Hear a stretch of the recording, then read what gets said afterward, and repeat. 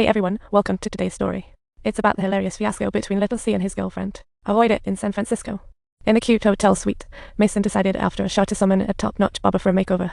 He threw on a suit and got a haircut on the balcony. Wow, what a fashion show for a 70-year-old. No one around really cared. Did they think this was just a normal Sunday? Xiao, it's over. You're going to return your life to me, like returning a borrowed book. You think I should trust you? Just listen to me. You want me to take action?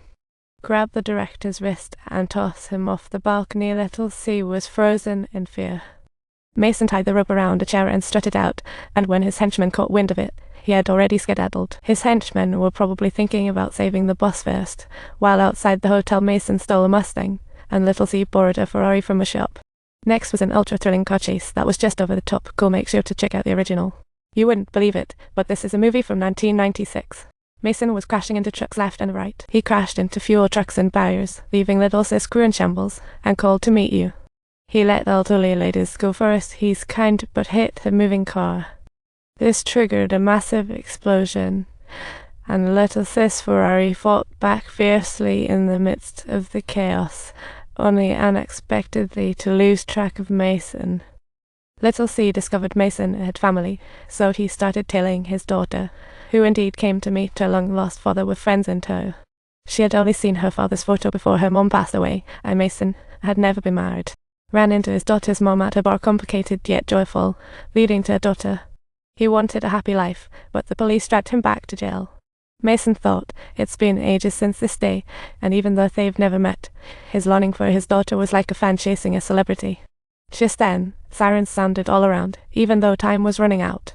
But in that moment, he felt happy. It was like a scene from a movie. At precisely the moment when he was feeling a profound disappointment in his father, federal agent Little, she stepped forward, asserting that Mason was working diligently on their behalf, rescuing them from their dire straits. Mason couldn't believe it. It was like a pie falling from the sky. Then the action began. Mason stared at the useless blueprints and told Mike the map was all in his head. Looks like Mason had to dive in himself, and Little she had to go, but he couldn't even swim and was about to toss his cookies. The commander reminded him to focus on the task and promised he'd send someone to take care of Carla. The White House said there were system issues, but it was bad. Once the timer hit, half of San Francisco would be aflame. The operation officially commenced as a team embarked on the mission, bringing Mason and Little she along with them. Mason led while Little she defused bombs. After disarming the gas missile, a green signal was emitted. The plane skimmed over the ocean, and near the island, they all jumped in. Because the plane went in, they got spotted by the islanders, and the commander had his men scout around, thinking up a plan. Mason escaped from Alcatraz. The water was barely dry, yet he remembered the escape route vividly. They surfaced from beneath the island while the command center monitored their every move. Getting into the island was the real challenge. The underground was like a fortress. They had to figure out how to open the big door. The flames in the barracks were no joke. There was more than one obstacle, and if he got caught, Mason would be toast. So Mason lay down on his side, and everyone was flabbergasted. At least they didn't witness his failure. Why are you attempting to snatch this particular individual? Because he's truly incredible. After searching half the island, they came up empty. As time passed, Mason was ready to make a getaway.